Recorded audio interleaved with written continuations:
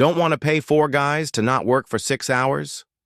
Okay, you can pay 30 guys to not work for 6 hours. Next 3 weeks were the same story. They've now been out there for a month and have managed to accomplish just shy of a week and a half of work.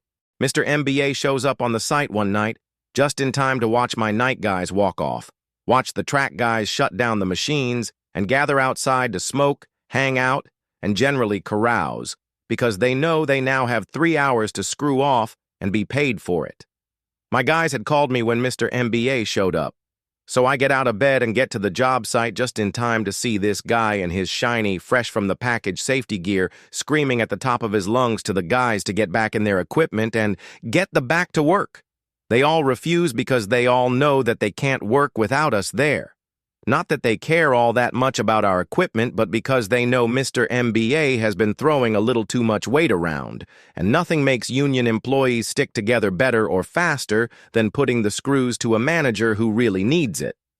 I walk up during a profanity-laced tirade and cut right in and say, "Well, Mr. MBA, I'm sure you're not suggesting that these qualified employees violate Rule 30, which clearly states that they shall not, under any circumstances, run that equipment through a switch that the signal department hasn't checked, would you? That would be a serious violation and could get him a 30-day suspension without pay. And if you were to suggest that he do that, you wouldn't have a union card in your pocket, and he would have 30 witnesses that saw you give him that directive. So you wouldn't be suggesting that, would you?"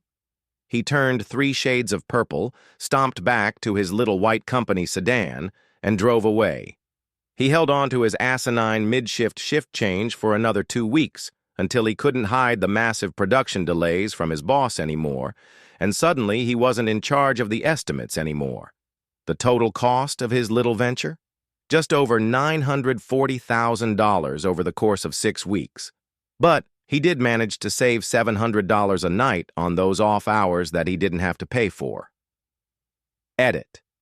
Without doubt, the best part of this post is that I'm up to 11 different railroads being mentioned between the posts and the DMs of guys swearing that this has to be their railroad.